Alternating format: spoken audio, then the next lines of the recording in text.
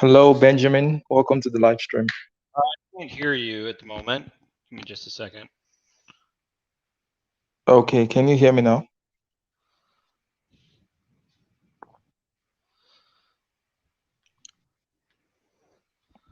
Hello, Benjamin.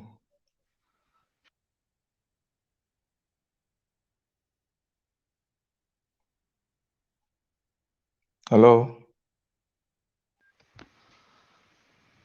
Benjamin. Can you hear me?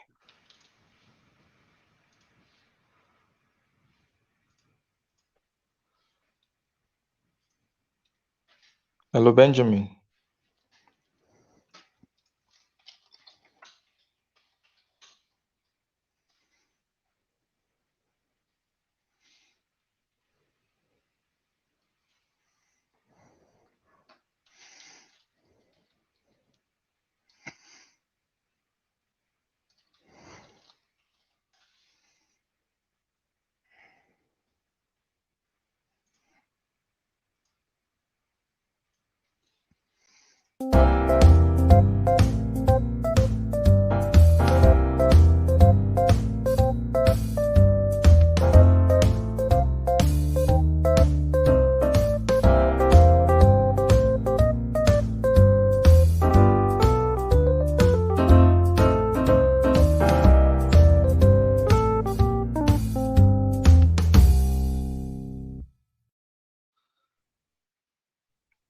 Hello.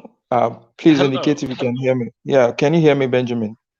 I can. How's it going, Charles? I'm doing great, and you?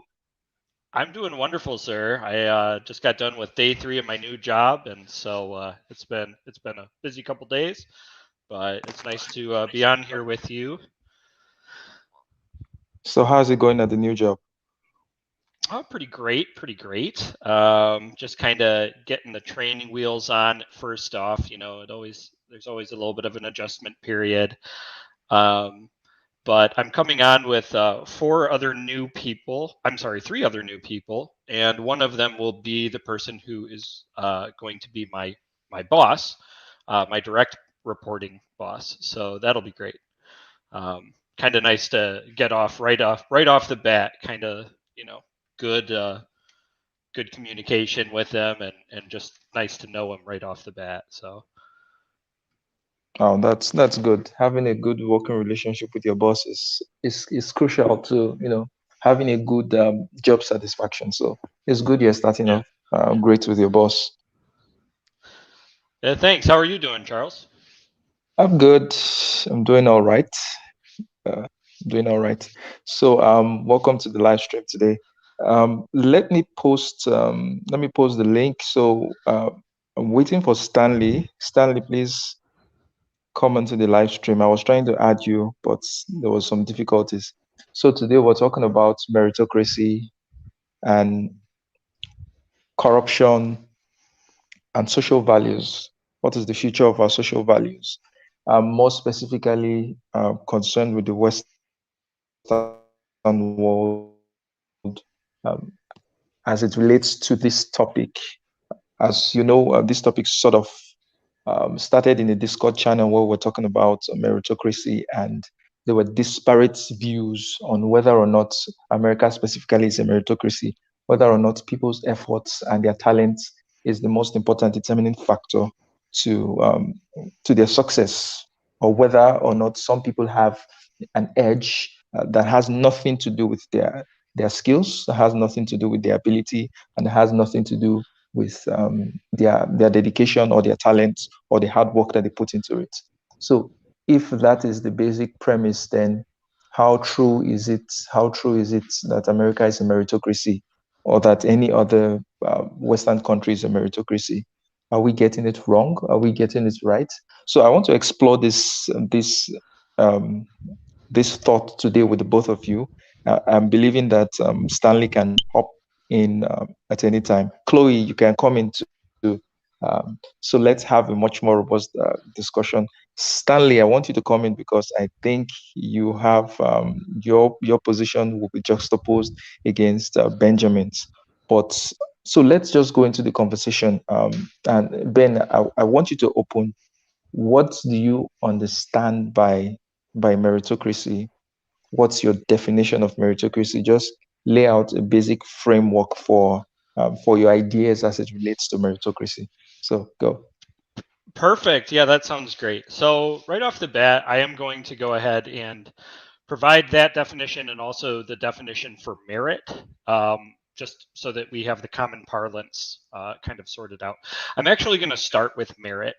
Um, it's a noun or a verb. There's two different meanings for it. So the noun is the quality of being particularly good or worthy, especially so as to deserve praise or reward.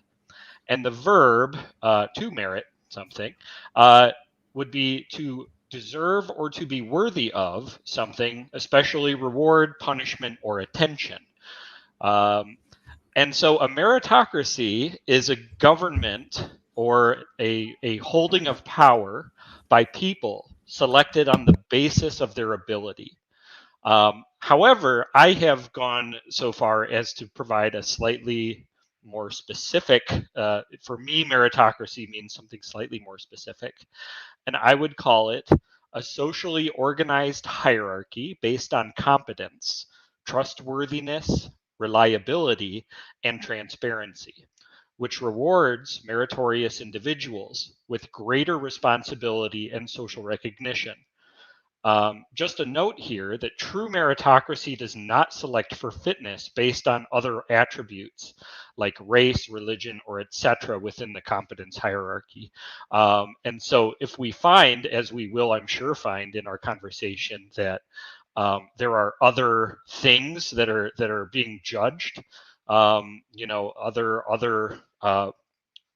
prejudices that are entering in, that's not really a true meritocracy. And so that would be the first thing that I would lay out, Charles.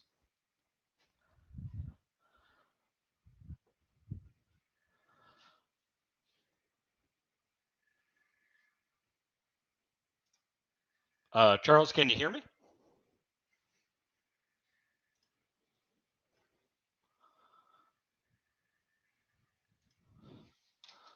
Hello? Hi, can you hear me? Yeah. Can you hear me now? Yes, sir. Okay, sorry, I had some technical issues, so I just got back in. Please, could you take Sure. your definitions again? Absolutely. So, merit by itself is the quality of being particularly good or worthy, especially so as to deserve praise or reward. um, or to deserve or to be worthy of something, especially reward, punishment, or attention. It's both a noun and a verb, and that's the reason for that. And meritocracy is the government or holding of power by people selected on the basis of their ability.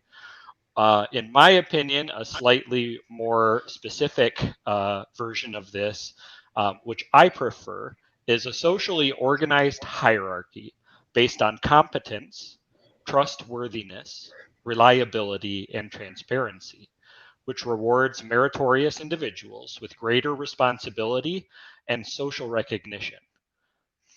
And I just wanted to note also that true meritocracy does not select for fitness of an individual based on merit on any other attributes like race or religion or class or anything like that. So if we see that as an aspect of a hierarchical, selection, that's not really a meritocracy. That's not what meritocracy is supposed to be selecting for. And that's my definitions. Okay, okay. So thank you for your definitions, Benjamin. Let's go over to Stanley now. Stanley, I want to hear your thoughts. What are your definitions of meritocracy? Um, well, I get to guess because I didn't hear the whole thing. Meritocracy is meritocracy. It is not meritocracy if money is involved. Let's think about George Bush and Gentleman C's, and I'll stop there. No, I needed you to define what your understanding of the term meritocracy is. So at least we know whether or not our definitions are Okay. aligned. Yeah. Meritocracy is self-defined. You work and work hard to get to a point to where there's respect, there's tons of things you do. So you work hard and you get to a place. Can we start with that definition? Is Okay. it So acceptable? you mean you work hard and you get to a place based off your hard work and nothing else, Right. or mostly because of your hard work. Well, in my mind, because of your hard work. Okay. Okay. So now we have two So, definitions of meritocracy. Let me go over back okay. to Benjamin. So Benjamin, you mentioned something. You were mentioning something about a true meritocracy. So do you want to make a distinction between meritocracy in theory and meritocracy in practice? Is there any distinction between those two concepts?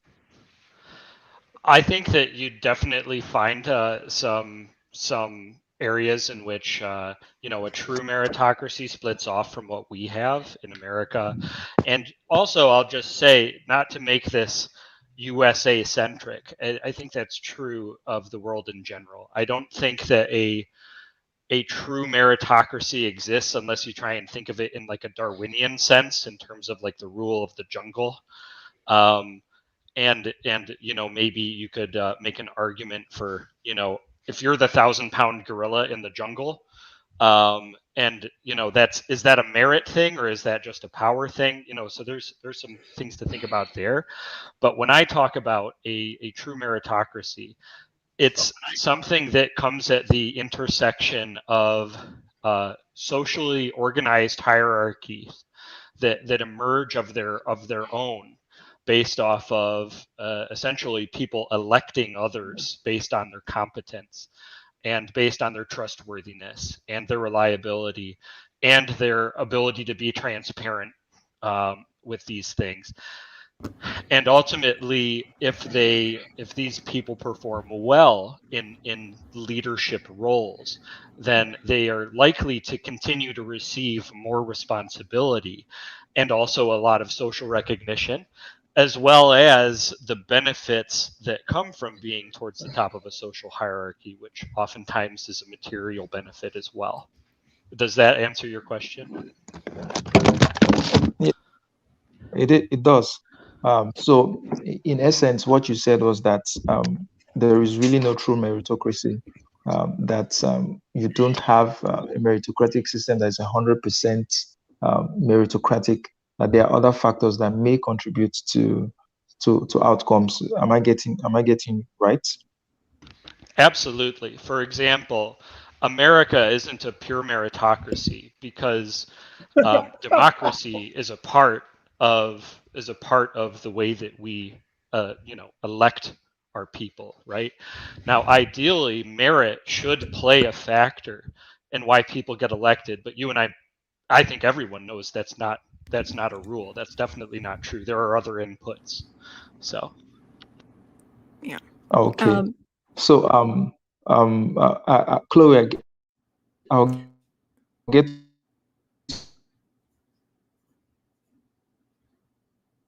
you shortly. Let me get back to Stanley first for a minute. So, Stanley, meritocracy is a meritocratic, or the claim that America is a meritocratic society. Well, no, What no, issues do you take no.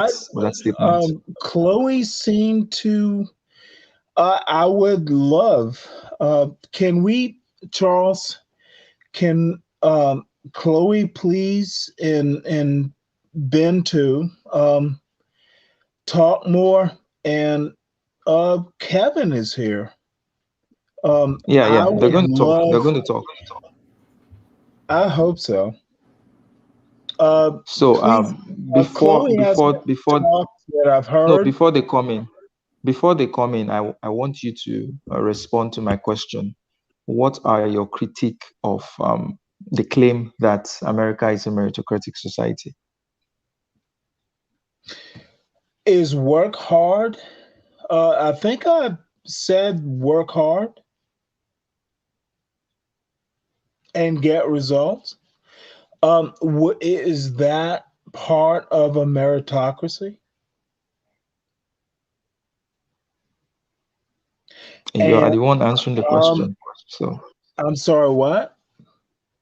I say you're the one answering the question. So give us your Well, answers. working hard is not it's not been part of a meritocracy. And you know where I'm going to go with this, and I'm trying not to. Working hard in the hot sun is not um, America's meritocracy, because if it was, um, there are a ton of things that could be answered. Working hard is not meritocracy as America has defined it for quite some time. Do you get where I'm going with this? Okay. We'll circle back to this point. So Chloe, go ahead. Okay. So I would have to say that I agree more with Benjamin's definition because, I mean, I think the the simplistic definition of just working hard and then you get results. I mean, I don't, on its face, I don't think that that would is guaranteed to get you results because you can work really hard digging a hole that no one asked you to dig in your backyard, and the only thing that you maybe should expect is you have a really big hole and you have a sore back, right? And I think that I agree more with the fact that ideally it's a system that rewards skill, talent, knowledge, ability, that you should be able to go forward with that because for me in my job, I'm kind of paid to give a lazy solution, right? I do software. I get paid when I help people's work be easier instead of harder, right? I think of the laziest, not necessarily the laziest solution. I have to think of a robust solution, right? And so and then of course this calculation changes with technology, but I want to go into precisely like why meritocracy is hard, right? And why I think it's because we're human, it's guaranteed to be imperfect. Mainly because, to understand who has the best skill, who has the best knowledge before they actually do the job is hard, and so that's why we have to go through imperfect things like interviews, right? And someone who interviews really well isn't guaranteed to actually do the job really well. You actually have to, sometimes superior performance. But even harder is like politics, right? We're talking about a hierarchy. We want to elect the best politician. And, of course, there's the big, position here in America, but like, let's say a school board, right? Let's say there are 5 parents that are running for school board. None of them have ever run for school board.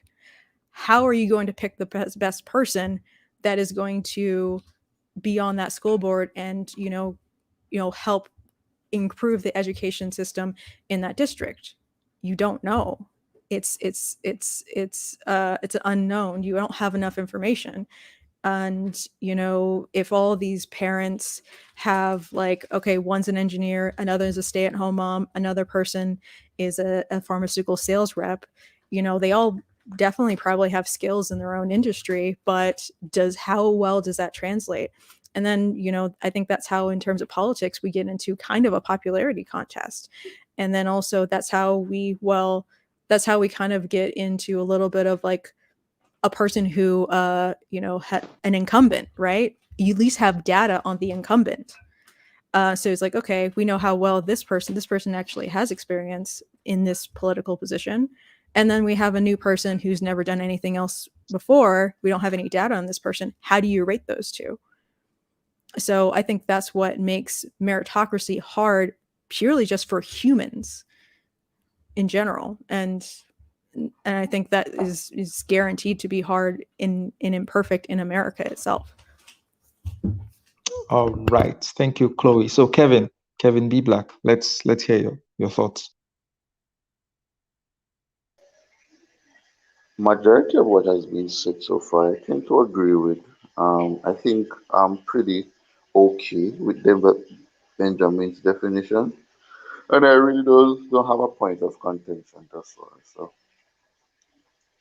you guys can continue. Okay. Yeah. Okay. Good. So Kevin seems to agree with Benjamin and by extension Chloe in their definitions of meritocracy. Now I wanted to highlight something that Stanley said, and he said working hard, and to try and relate it to what Chloe said. Working hard is not a guarantee, because you could be working hard at something that's really not in demand, or something that's not progressive, or something that's not productive. So if your definition of getting results is just simply working hard, if you're not working hard at the right thing, you might not get the recognition, you might not get the promotion, you might not get whatever you're looking for at that point. And there's also the concept of working smart. It's also part of the meritocratic system, which I think what it's looking for is it's looking for productivity, it's looking for efficiency. So if people who have those skills, naturally the environment, a in quotes meritocratic environment, will select for people who have those skills, albeit in an imperfect manner. It might not select 100% based on the skills of the people present, but somewhat those skills, those talents, and the dedication of the individual should play a very huge role in determining how well the person turns out.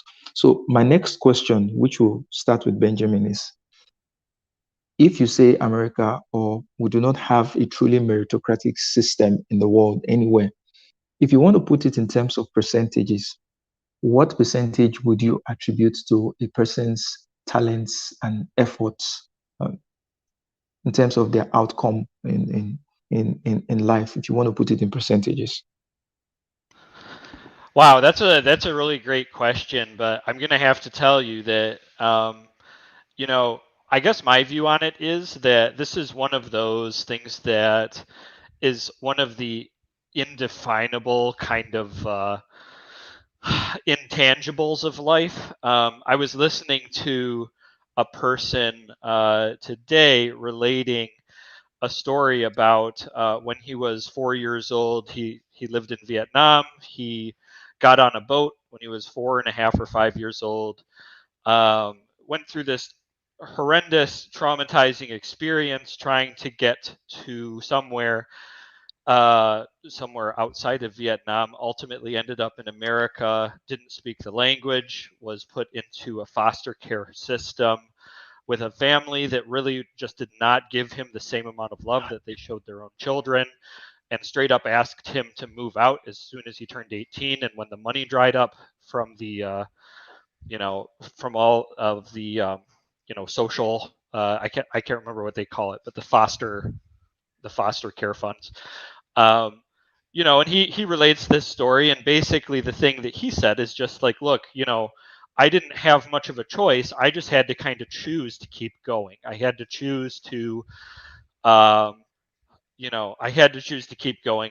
And because I got really used to not having anything, as soon as I started seeing opportunities, I was able to really just grab onto them and get going. So I personally believe that um, meritocracy favors those who start with very little, but have a mindset that's a very, kind of just do what you can and don't let people get you down kind of mindset.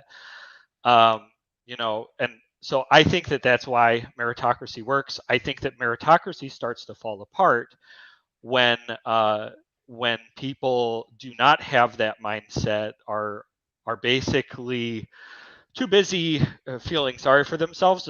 I don't like to put it that way. I just don't know of another easy way to kind of like express what I'm saying, because I have, you know, I have some concern for these people and their predicament, but at the same time, you know, I think that grit may be the factor that allows a lot of people to do well in a meritocratic system.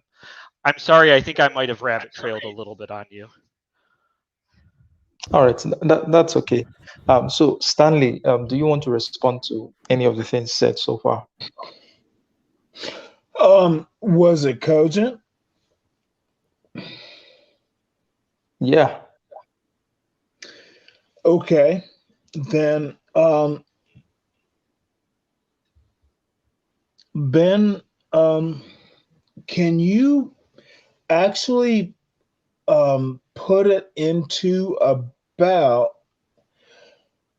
2 minutes of logic? Sure, I think so. Okay. I'm sorry, Go ahead, Charles. Ben. Well, I asked. Go ahead. Go ahead. Okay. Yeah, so I think I can probably get what I'm trying to say across pretty easily. So basically, if you're looking at a society that rewards ability, ability is something that you don't have a whole lot of control over, at least in terms of the amount that you start out with. I think we can agree with that. That's variable. You will Stanley, please, no accept. interruptions. No Sorry. interruptions. Let him finish his points, please. Yeah. Go ahead, Ben. Okay. So basically, you can start out at different points, right? But I think that the larger factor that has a compounding effect on your success in society is actually more aligned with the way that you choose to look at the world, the way that you choose to operate in the world. Um, you know, I could give anecdotes from my own life, but the long and short of it is the logic is that we start out from different places, but our opportunity in life is exponentially increased based off of our ability to create a mental frame which is tough, which is able to take bad things that happens to us and turn it into more fuel for the fires. And does that kind of answer your question? That's the logic I'm talking about. It answers my uh certainly it answers my questions. Okay. So let's take it more practical. Let's look for somewhere that is something that we can easily identify and ask ourselves if meritocracy plays out in that regard. Let's take politics, for example. Let's take this the selection process for candidates, people getting into politics and possibly running for president. Do you think that that is a meritocratic process?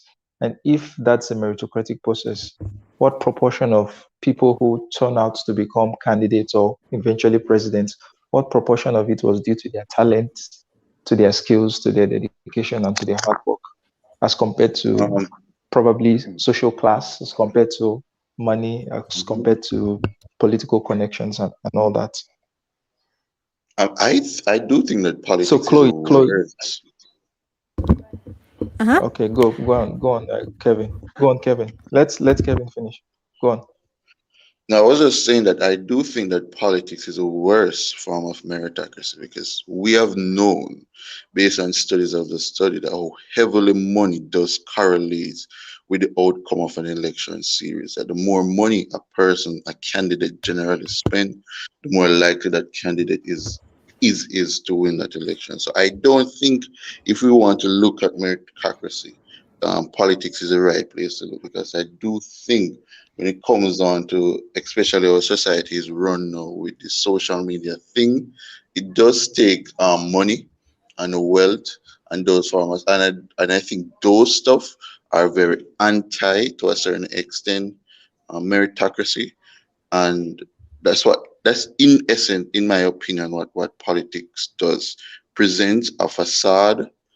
I'm speaking generally, basically, of my country, and I do think this is somewhat identical to um, other countries, because when I read about other stuff about people who are frustrated in their political process because they think that the policy that they want to see implemented is not being implemented.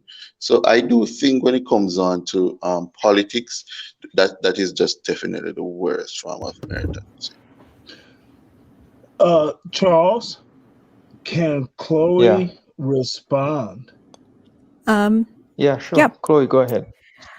So I'll have to agree. Yeah, politics is probably not the best case for meritocracy. However, I will disagree that necessarily that it's money that that it's money that wins the election, because a lot of the times it's the incumbent that wins the election, right? And because you're incumbent, you have a longer time, you have more notoriety, like people know you, you have a track record, and you Uh, have more time to earn money. And then the other people who are running against you really don't I think like they just don't have as much, they less money is invested into them. So is it, is less money invested into them because people just don't think that uh, they're going to win?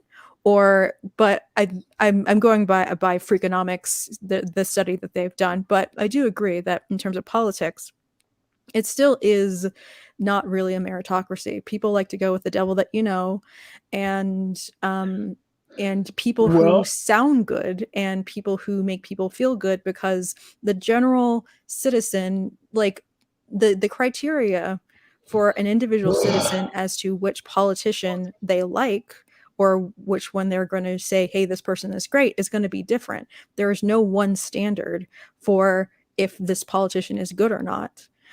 So again, it's also like an issue of democracy, and a democracy filled with the people with various backgrounds, opinions, education levels, and interests.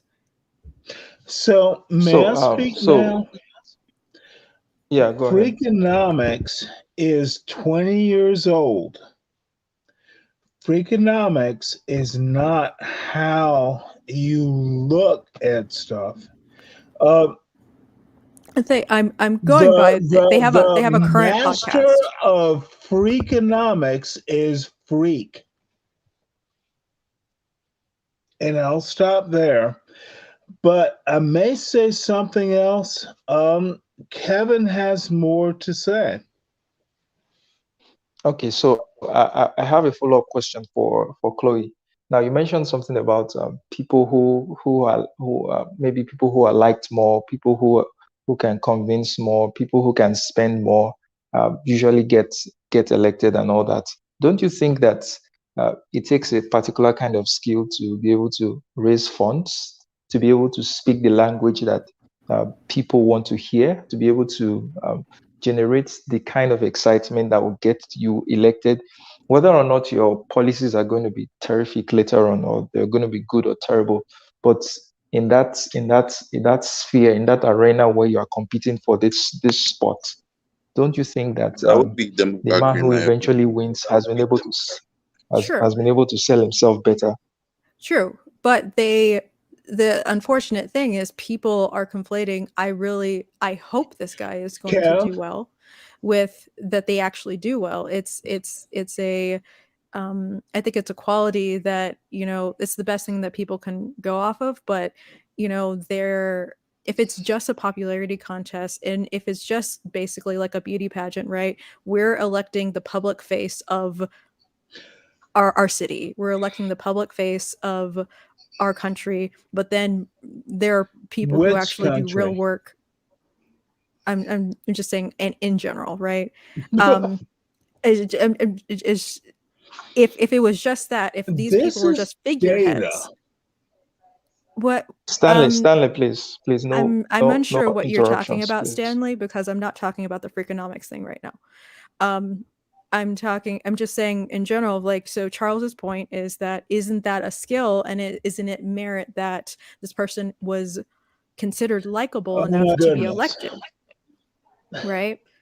And I'm You pushing back don't against that. see the cycle? I Can you please clarify what you're talking about? You are What cycle, Stanley? rather, yes, Charles.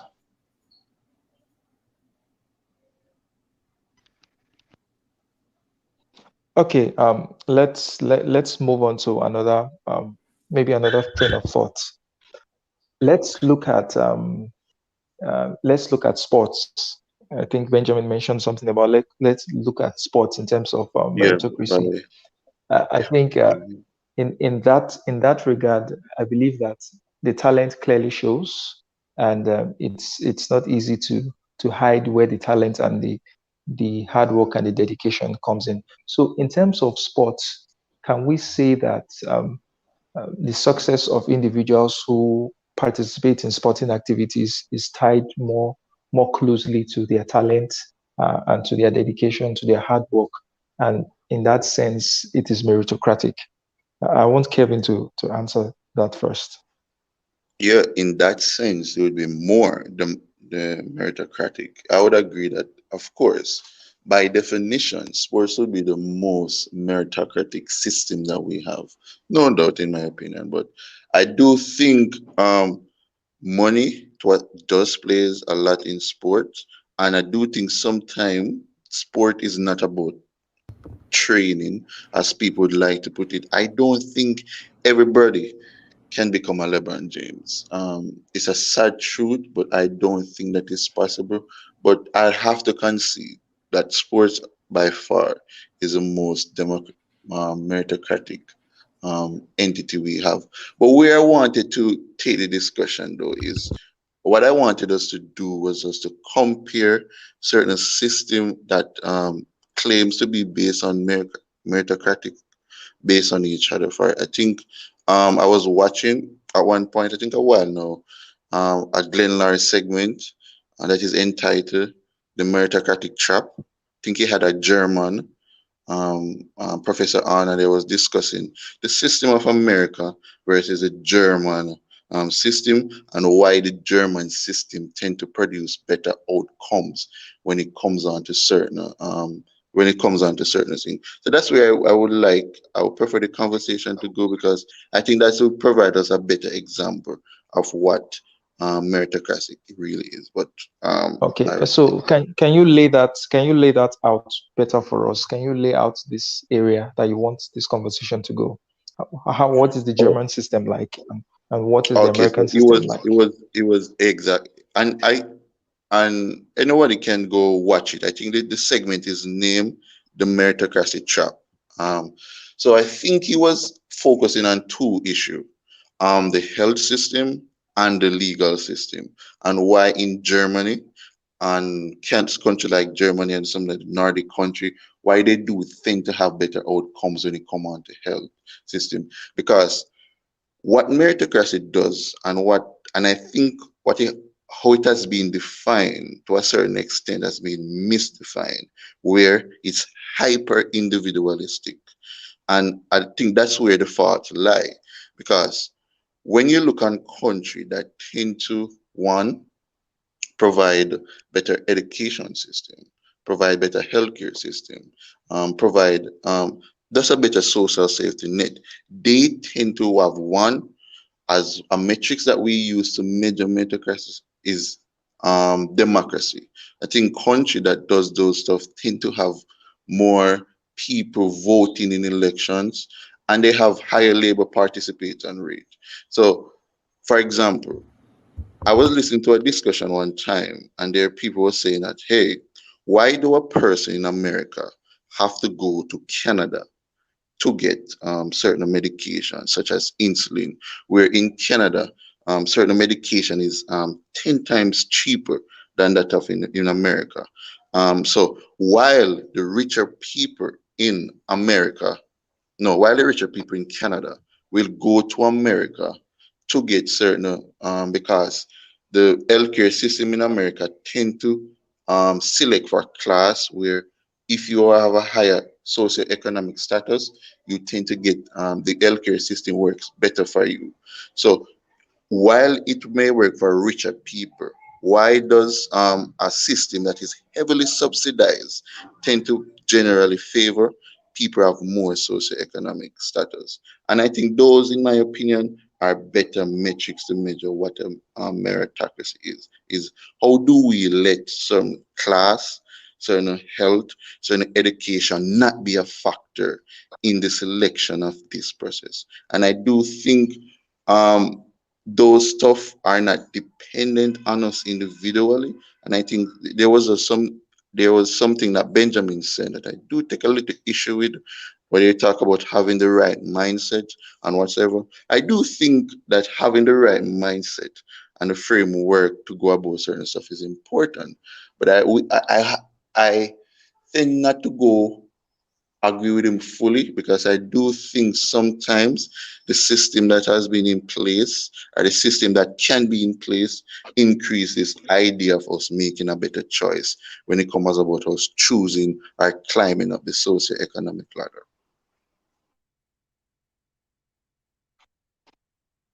Okay. Benjamin, do you want to respond to that? You know what? I was listening and I didn't quite catch your meaning at the very tail end of that. I know that you said that you don't like. Well, I don't want to restate what you said. Would you mind just restating it for me? At the end, Yes, sir. When you were talking oh, about meritocracy and kind of like grit or your attitude, that part, you had okay. a counterpoint. Mm-hmm.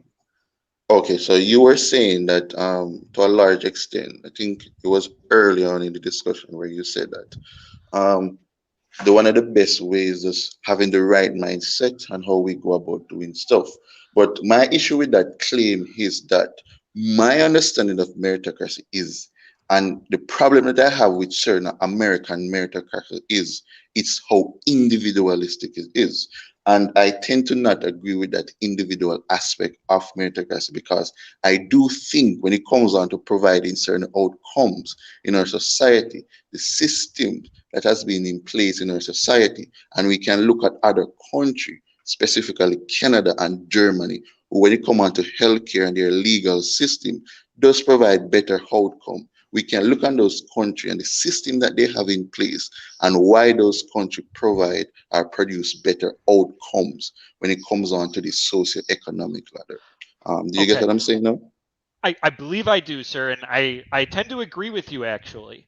I think that what we have here is maybe an intersection of kind of a tragedy of the commons situation and a personal responsibility issue. So I do think I still hold to what I said before, which is that I do think that personal responsibility and grit are important. However, I will gladly agree with you that ultimately it is not the only factor. I guess the way that I look at it is that as an individual, if things really are going poorly for me, um, my choice as to how I am going to perceive those things is going to largely affect my psychology. It's going to affect my empowerment and my ability to see myself getting out of a situation. For example, I recently lost my job, and then my wife lost her job, and we were in the middle of doing a lot of work on our house and living in my parents' basement, and I basically felt like I had regressed 10 years. Except now I have more responsibilities and I'm in that same kind of spot where it's really rough. And if I was to embrace a mindset of, oh, like the world just has it out for me, then that wouldn't be very helpful for me. On the other hand, looking at it just as well, these things happen. I have some faith in how I've gotten as far as I have so far, and I'm just gonna kind of like knuckle under and try and keep going. That's what I mean. But I don't. By saying that, I don't in any way want to take away from your point, which is that there's also a tragedy of the commons problem.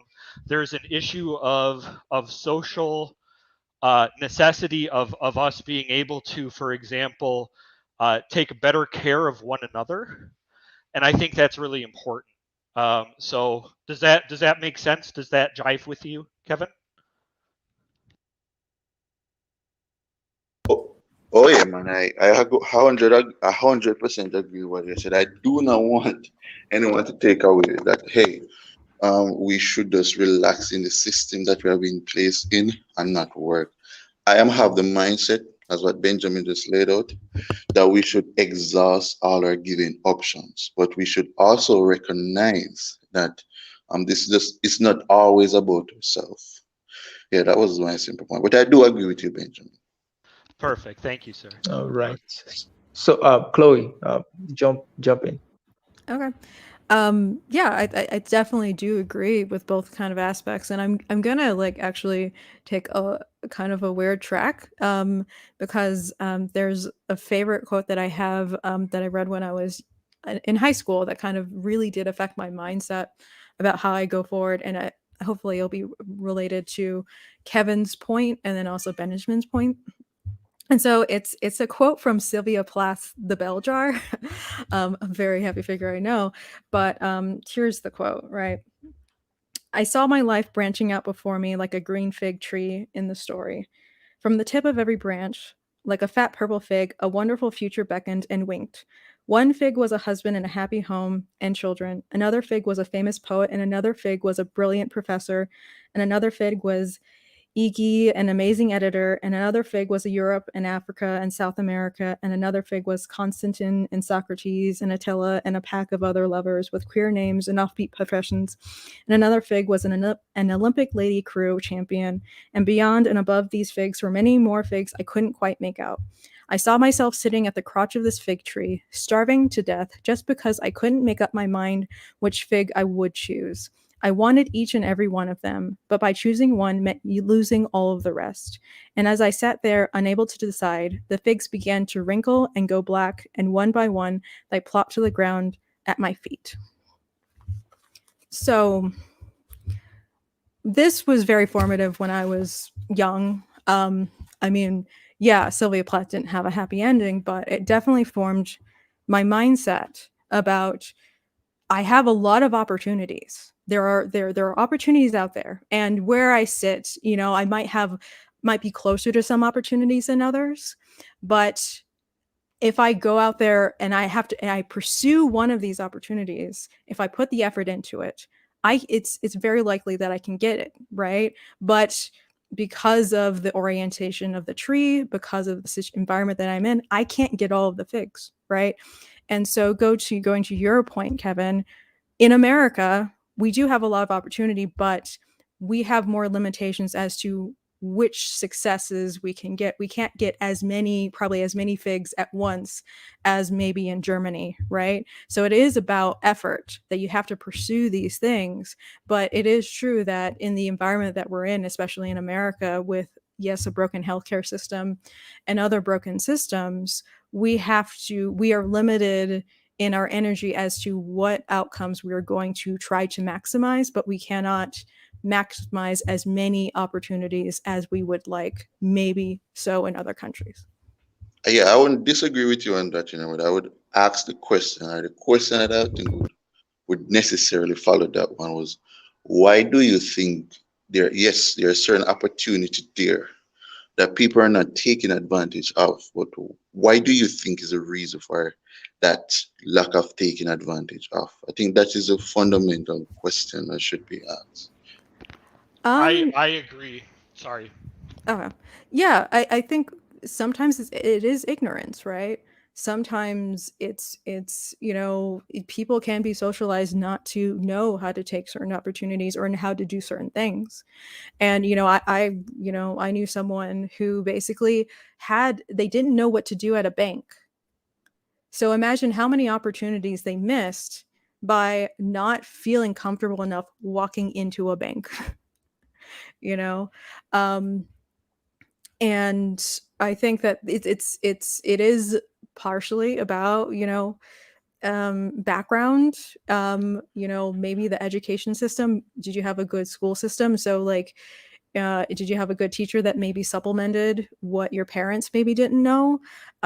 Did you have someone take you aside to say like, hey, there is this opportunity, these opportunities do exist, but you know, not everyone knows how to navigate the world in order to find out where they are or to reach them. Okay, great. So let me ask another question now. To I'll start with Kevin. So Kevin, to whatever extent you've achieved anything in your life today, um, what how would you rate your personal commitment and talent to whatever you've achieved? In Would you say that you've gotten what you've gotten more by your personal effort or by talent, or you think there are other more critical factors that helped you get to where you are at this current point in time? Oh, so I am in my final year. I think I've said this earlier. I'm in my final year of university. I'm pursuing and I actually added another major to my degree. So I'm pursuing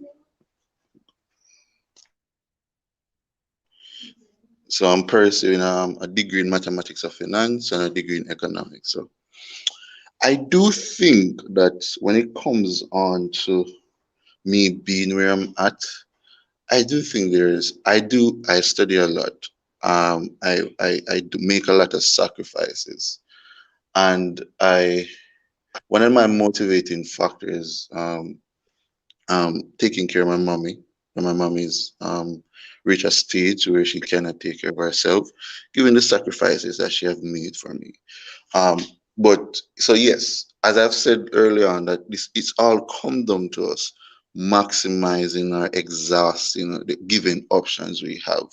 But I do have to acknowledge that I've been laid back, like set back a lot of times in my life, and if probably if I had different parents, I were born in different situation, I would definitely not be where I'm at today.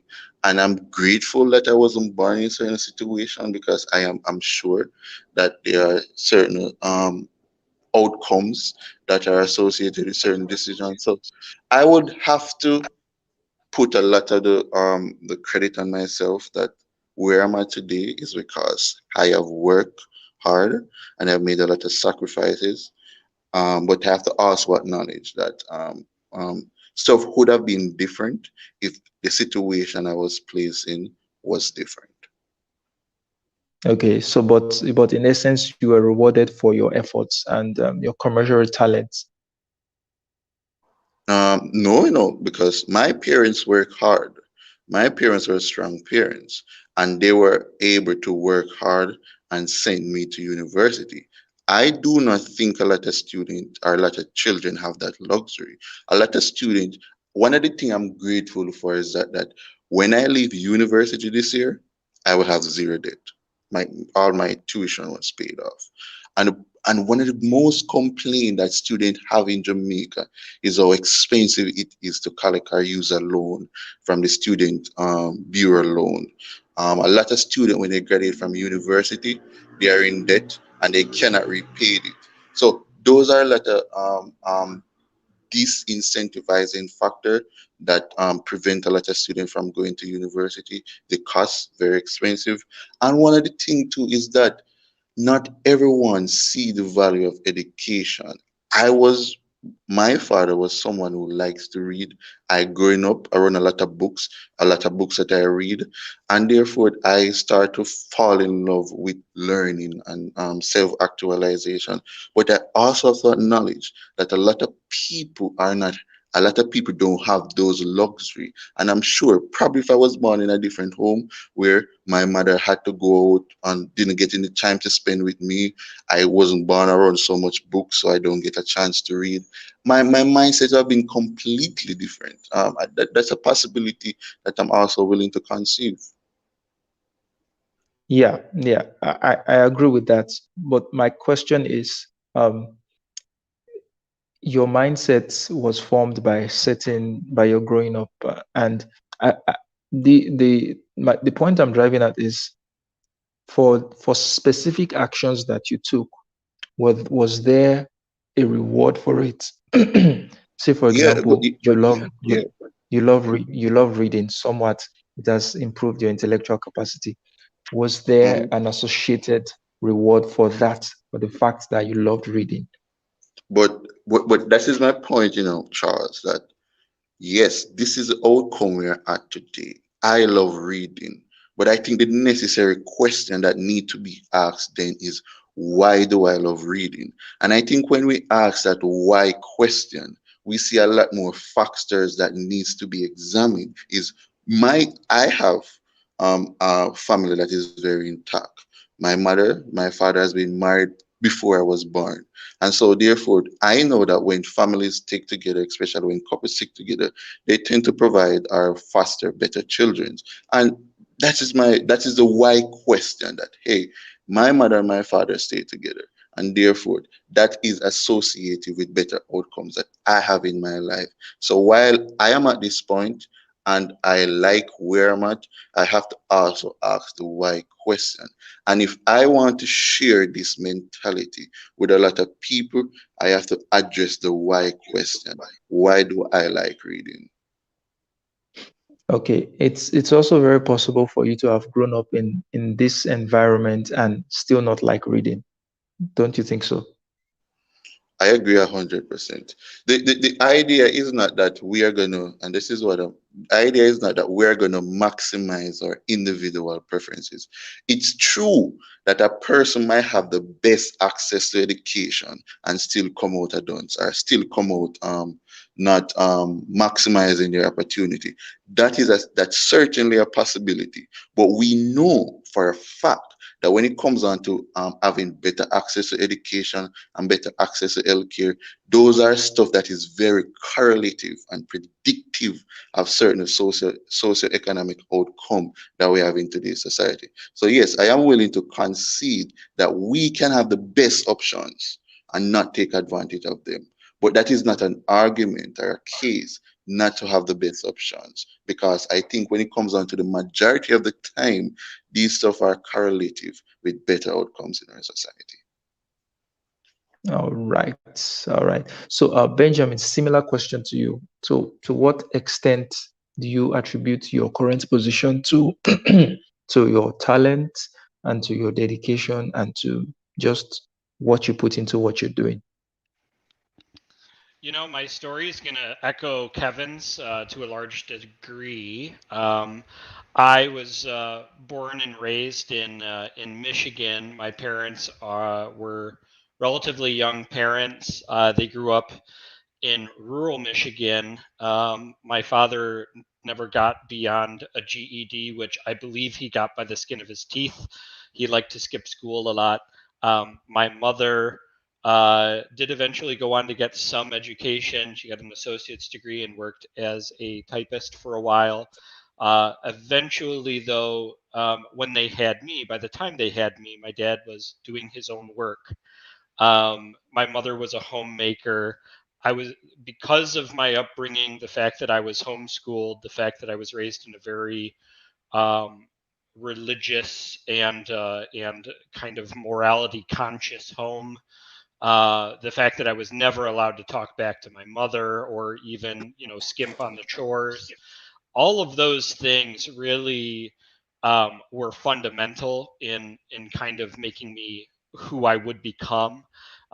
Today, I'm definitely a long ways away from some aspects of that lived experience. I've made different choices. I have very different views in some ways from the ones that my parents held when they raised me, or that they hold now. But I would say that even so, it would be wrong of me not to note how important that character evolution was from my parents. Um, I'll just say that uh, if if there is merit to anything, it's that I took what they gave me. I took that great head start that they gave me and tried to apply what I knew to things that would happen to me in my life.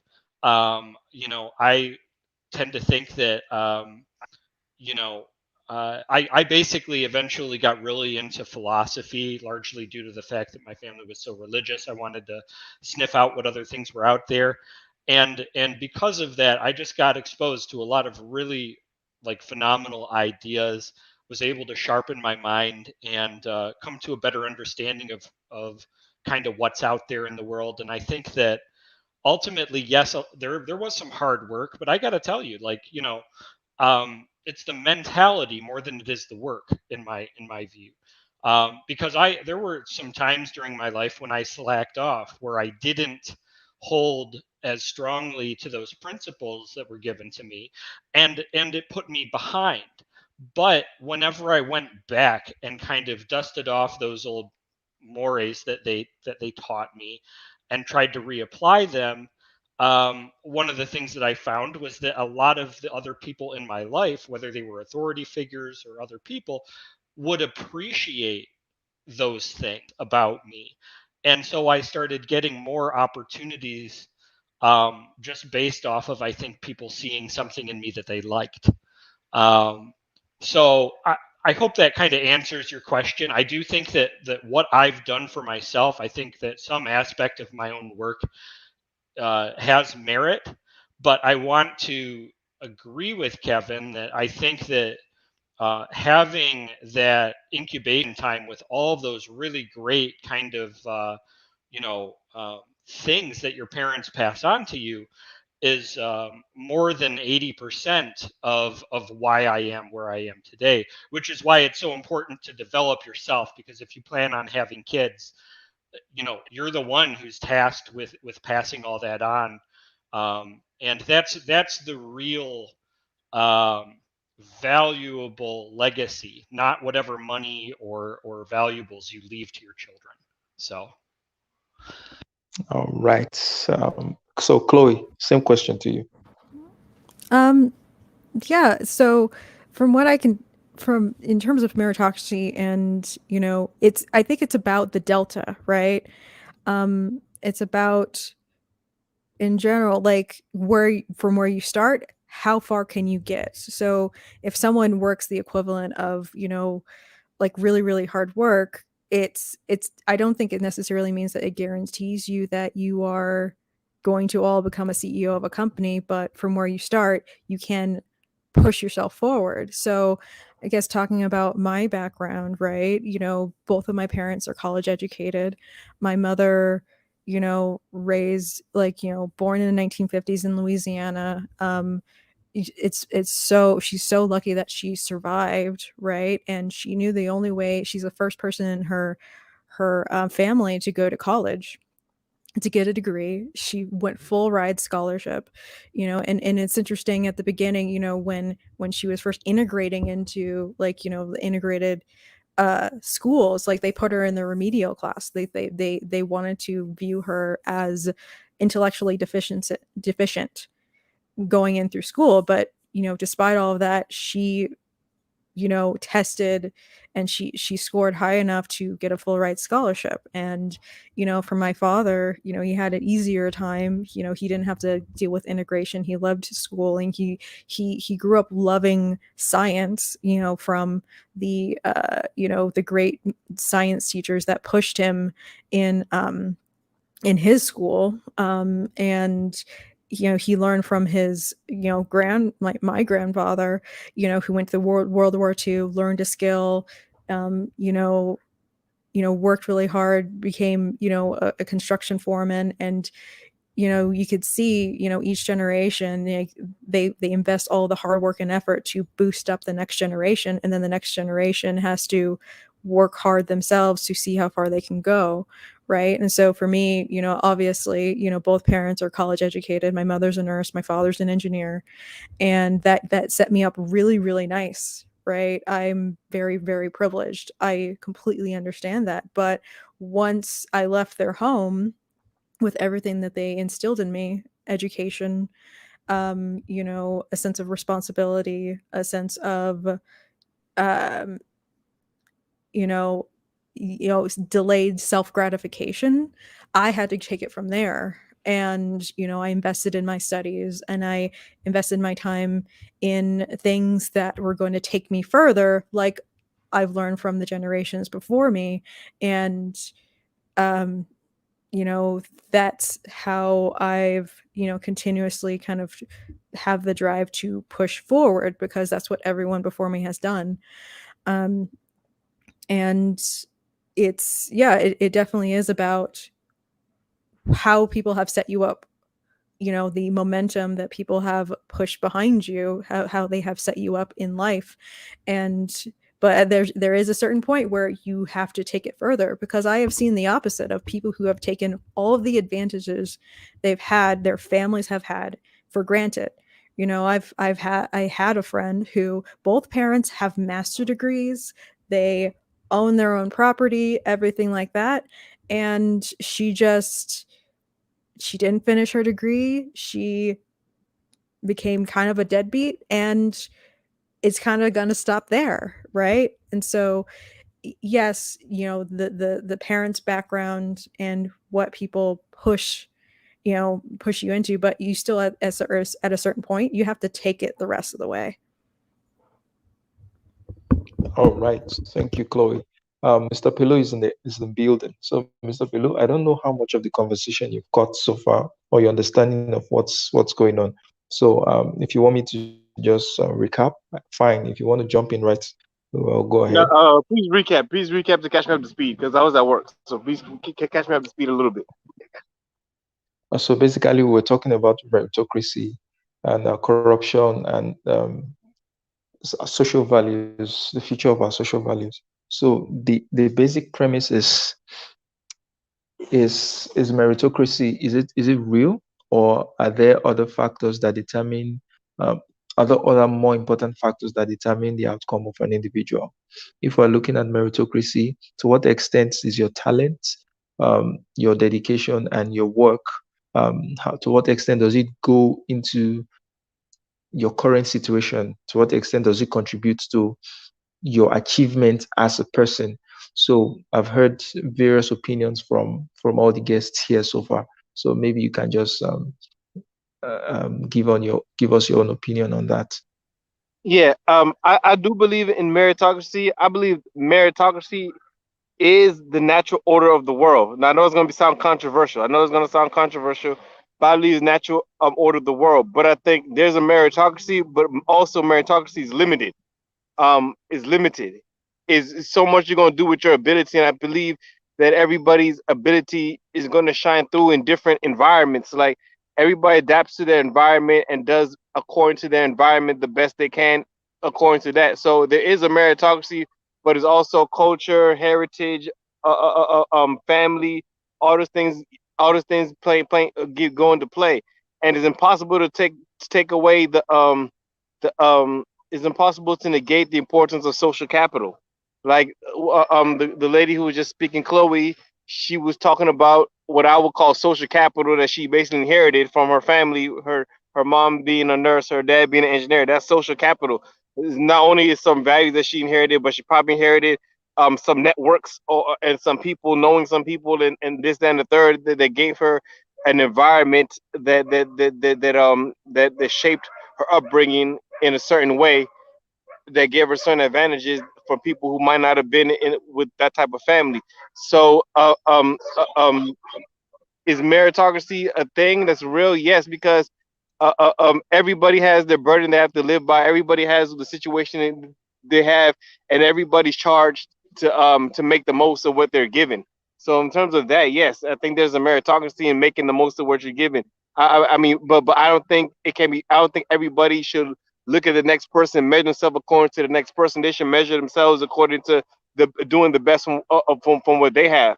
The minute if you look at meritocracy as something that you comparing yourself to someone else all the time, it is always going to be skewed because nobody's the same person. Even twins are not the same person. Even identical twins aren't the same person. So it's that's my take on it so far. If anyone wants to add to what I'm saying. All right. Thank you very much, Mr. Pillow. Very insightful comments. So we've done about an hour. I don't want the stream to be more than an hour long. And so maybe this is a good place to draw the conversation to a close. So I'll just let Benjamin give us his closing words. Then we'll take Kevin, Mr. Pelu, then Chloe will go last. So, Benjamin. Do you mind if I switch places with Chloe? I'd like to be able to maybe respond. In the last few times, I think she's gone at the end, and so I haven't been able to listen to her uh, and react to what she says. Okay, okay. Oh, that'll be fine. So, Chloe, go ahead. Yeah, sure. So, yeah, I think in terms of meritocracy, I think I definitely agree with Pelu. Is that it's you have to compare yourself to how you were yesterday, right? You have to look at your circumstances, your the information of your reality, and then use that as as tools and how to figure out what's the best option, what options do you have, what opportunities do you have, and how you can and how you can pursue them, and what sacrifices you have to make. Um, so it's meritocracy. I don't think it guarantees that everyone can have the exact same outcome, but it means that there is an opportunity to get somewhere else and into to improve your situation, whatever that means. All right. So, Kevin, go ahead. As always, thanks Charles for having me. I'm finished working now, off working experience, so I will be here more frequently because I don't have anything to do more than study and chat when I can get the opportunity. So it's good having a chit chat with you. Even though we might disagree on certain stuff, I do like disagreements and I do appreciate being here. As it comes to meritocracy, I do think it should always be the goal of every society or everybody to strive for meritocracy. I think it's a good thing. I think it somewhat eliminates certain biases that we have, and therefore it somewhat set off us on a playing field. But we should also acknowledge that it's a utopian concept, just like this socialist thing, worker controlling everybody and worker dictating socioeconomic standards. I do think meritocracy is a utopian concept. I think it's a useful concept, though, that we should measure ourselves against and also acknowledge which institution fails, which system fails, and which systems are more likely to perpetuate certain outcomes that we can identify as deleterious to society. So that's my closing thoughts. As I said, thanks for having me. Always a pleasure being on here to communicate and talk to you guys. Thank you. I always appreciate your voice and your comments and everything. So, Mr. Pilu. Yes, everybody. Yeah, thanks for having me again, against Charles. And yeah, the piggyback on what Chloe and Kevin Black said. I think meritocracy is a noble cause for everybody strive to. I think that it's somewhat natural. I just think that it's certain things that might hinder certain artificial barriers that might hinder a real meritocratic society. But I think is a natural order if people are left without the without artificial barriers.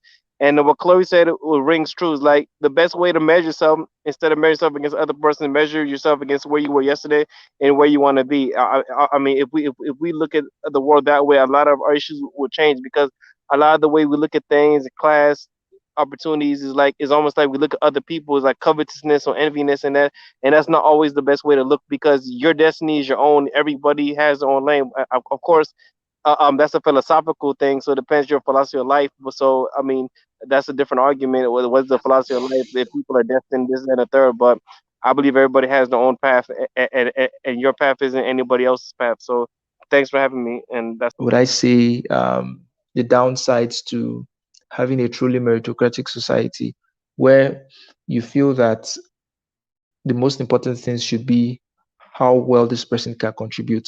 But some other factors come into it, and those factors sort of corrupt that process. So maybe we can just take a few minutes to touch on that. So Ben, do you want to go first on that? Sure. I definitely think that corruption was something that came into the conversation in the Discord chat. I think it's hard to have a conversation about meritocracy without, going to the place of like, where do meritocracies go wrong? Where do they fail? Um, you know, at the risk of making the no true Scotsman's fallacy, I'll just say that there are instances where a meritocratic system becomes contaminated with basically either a system or an expectation of the leadership of the people who are going to be promoted within that system uh, that is based on something other than ability. For example, if you were to go to racial nationalism, then obviously, the color of one's skin might be one of the factors that determines who gets to be the person in the hierarchy. Or if you're dealing with a very clannish kind of blood relations kind of a situation, nepotism. There's just a lot of different things that can enter in and corrupt what otherwise would be a functioning meritocratic system. I don't believe it's possible to entirely remove corruption from any system. Um, just like I don't think it's possible to maybe, transmit anything, through a chain of people playing the telephone game without there being some corruption that happens. The thing is, though, we want the corruption of the purpose of the hierarchy of the system of election that we have. We want that to remain as pure as possible. And so, like, there are going to be some points where things fall through the cracks. Maybe it's a systemic and a an issue of the way that the thing is composed, or maybe it's something a little bit more kind of malicious, something based off of human intention. But I just figured we should talk about it, so that's all. Okay. Chloe, Kevin, Mr. Pelu, your thoughts on this? Yeah. I'll start it off. Yeah. That's a great thing, but then again, it's like um that means that's naturally going to happen. People have interest, right? So then we talk about interest, right?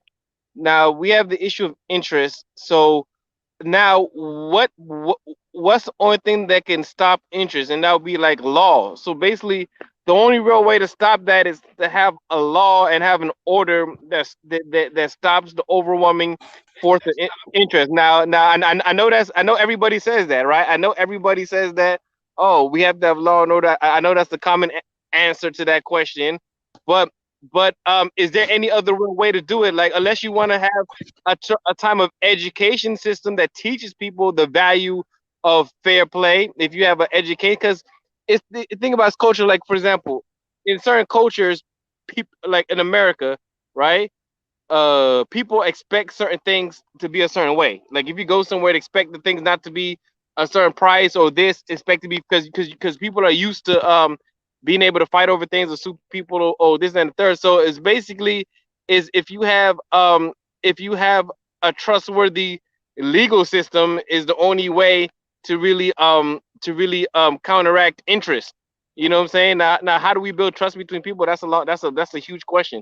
How you build a trustworthy system that people trust each other not to do each other wrong?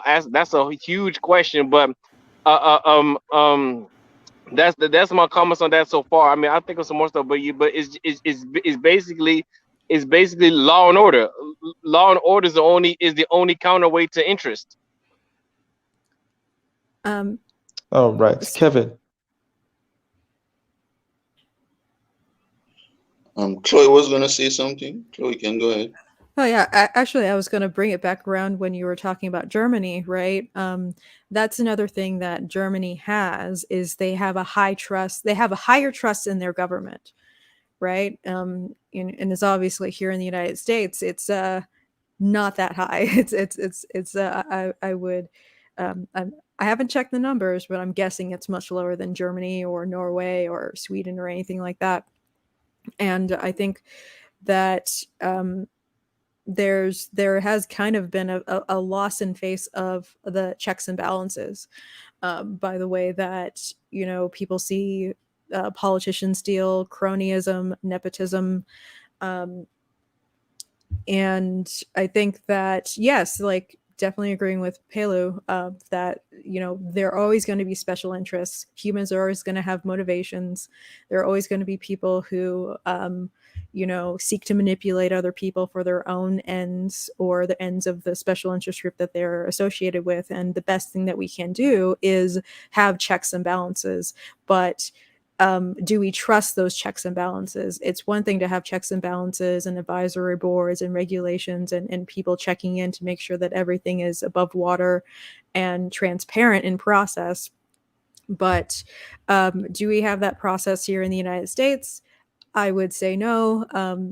Even because I work closer with government, there are some things that I say I'm like, are you kidding me? Okay, yeah, it's ideally I was like, why are they paying for this? Oh, they have the money. Okay, cool. Like, there's no reason why this much money should be blown away over some type of position or for this one function. And it's something that I hope one day that we could clean up. But then at the same time, when sometimes some people want to clean up those things, they are accused of corruption, and so the accusation keeps getting lobbed back and forth because from the position of the corrupt person, maybe it's a bit too harsh to say the corrupt person, but the person who believes in their own special interest, and they just believe it's better to believe that their special interest is best for the group as a whole in order to preserve their sense of self.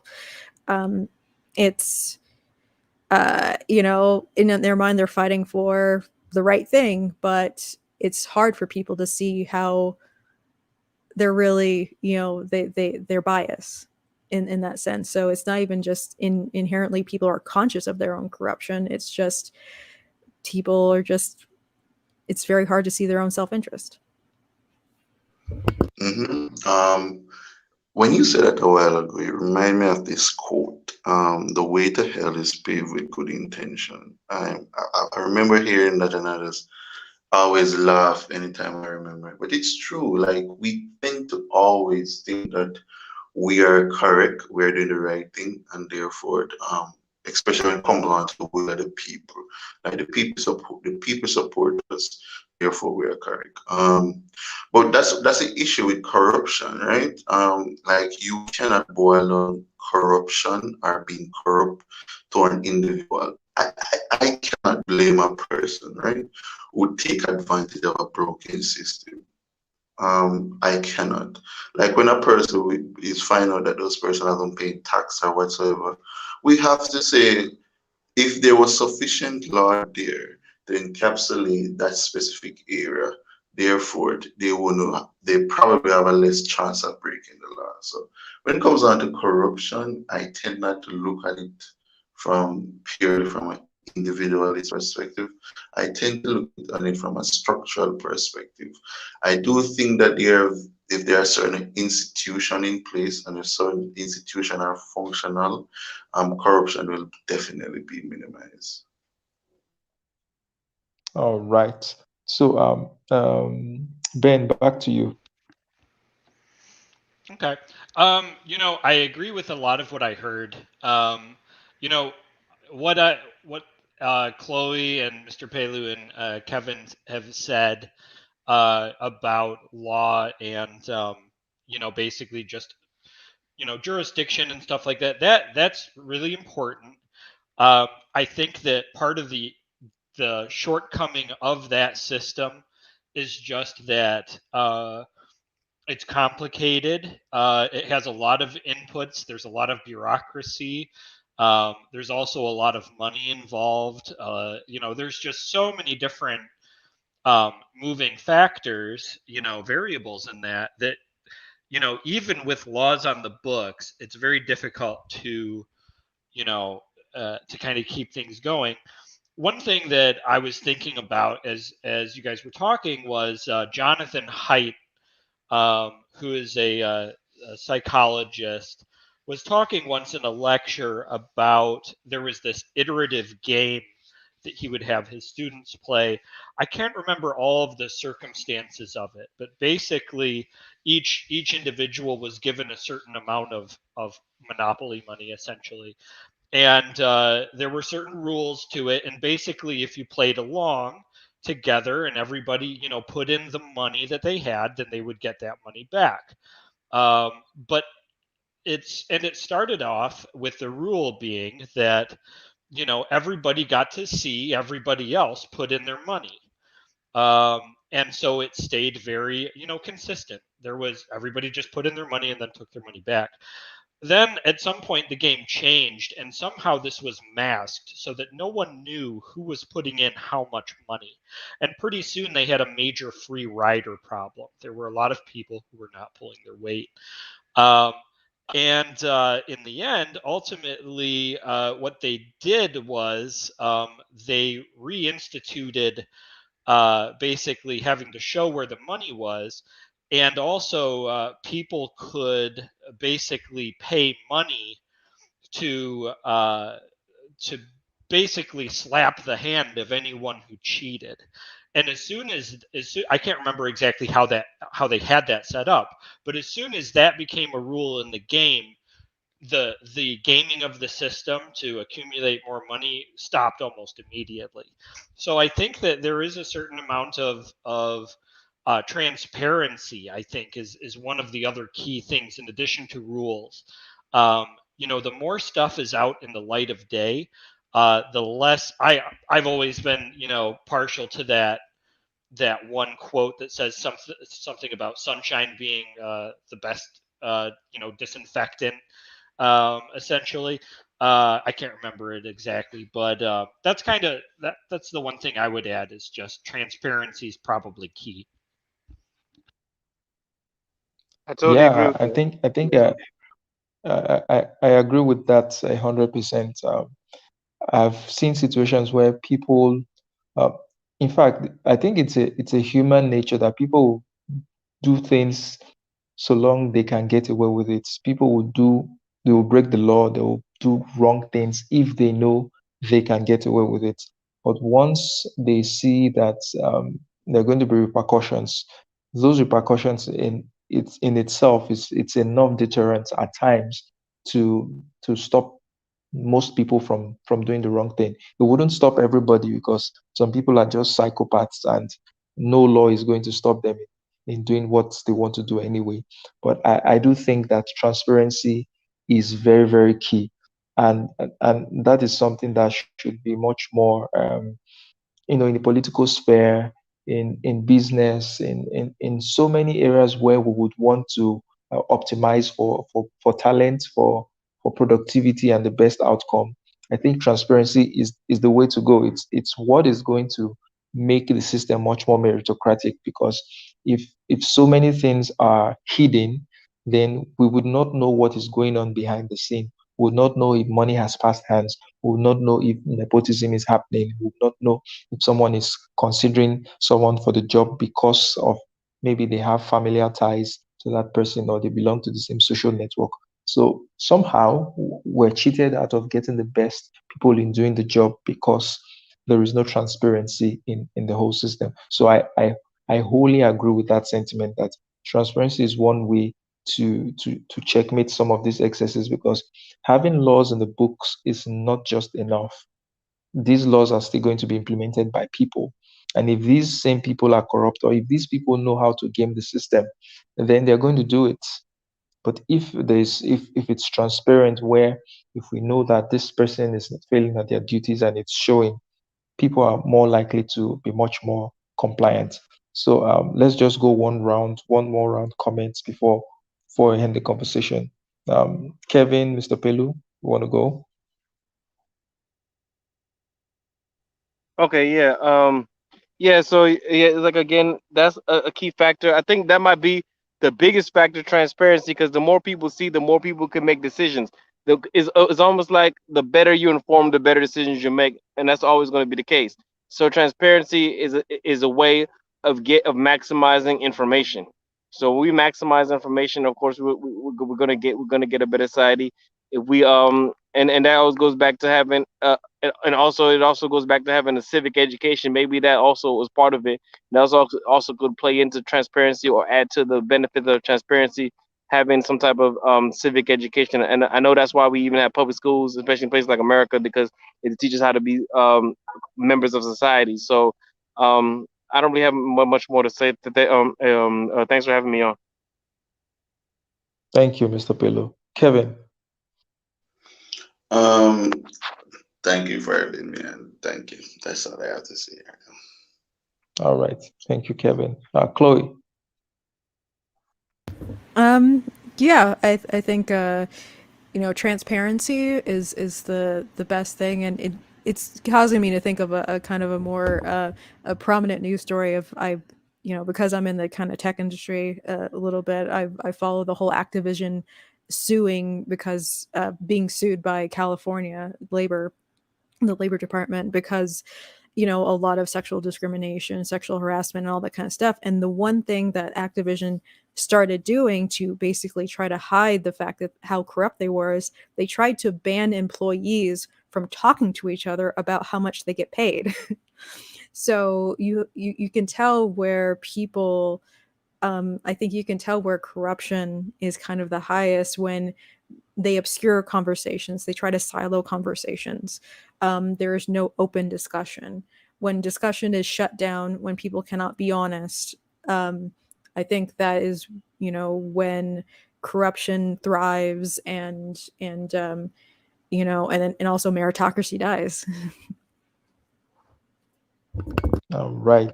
Thank you very much, Chloe. So Ben, you're going to have the last word. So you're having the last comments to be made. So go ahead. I don't have anything more to add really on the topic, but I just really appreciate um, being able to talk with folks about this stuff. I think it's really interesting. I really appreciate hearing from different perspectives, and each one of us has a lot of things that we can relate to one another on, and it's just always I find it especially valuable to hear what other people have to say, because it kind of informs some of my own thoughts on these things to a larger degree, and I just love that. So thanks for having me on, Charles, and thanks for talking to everybody. It's been great. Okay.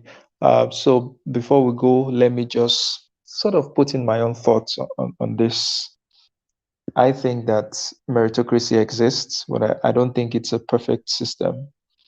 I think that meritocracy accounts for a lot, at least in a liberal society, in a society where there is rule of law. I think meritocracy accounts somewhat to a larger percentage of the outcome of individuals. Now there are definitely other factors. I mean, I usually use this analogy in physics, which is resolution of forces. A body would move in a direction if a body is acted upon by different forces. Maybe you have a 2 Newton force in one direction, 4 Newton force, 5 Newton in different directions. The body is not going to move in just one direction. Rather, it will move in the direction of the resultant resolution of the forces acting on it.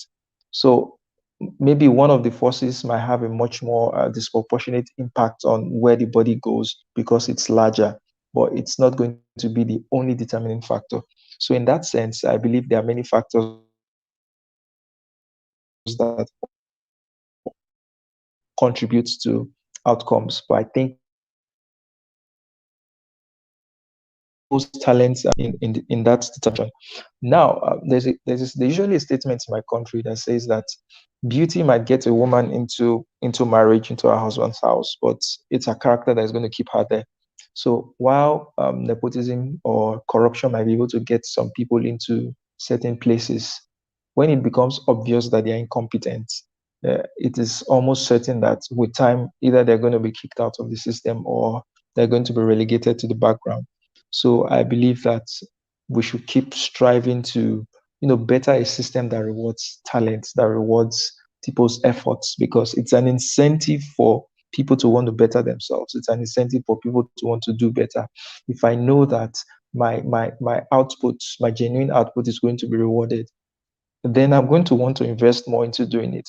But if I know that there are other ways I can get that result without having to act, then naturally people want to take the path of least resistance. So those are my thoughts. Those are my thoughts on the topic today, and also on the corruption issue. Yes, I, I, during the chat in the Discord channel, something that kept coming to my mind was that yes, meritocracy exists, but it's not a perfect system. There are imperfections, and we cannot use the imperfections as its quality. We cannot use the fact that it's not living up to its ideal as to define that system. The fact that the corruption exists shows that that system itself is not living up to its full potential, and possibly it needs to be worked on. It needs to be constantly improved so that you can get the best out of it. And so that was the thrust of the arguments we're having on the Discord channel, which prompted us to have this conversation today. So I believe we've been able to do some justice to this conversation, and I really want to appreciate everyone who's come to the conversation today. I want to appreciate Benjamin. Thank you very much. Chloe, as always, thank you. Mr. Pelu, Kevin, Jeff, Dr. Sheena, thank you very much for calling into the show today. Stanley, I had to mute Stanley or block him from this conversation now because I had warned him severally, but still, thank you for coming. And every other person that was here today, thank you very much for coming to the live stream. So I'll catch you guys in another live stream shortly or soon. So let's have a great night, a great day, great morning, great afternoon, great night. So bye for now.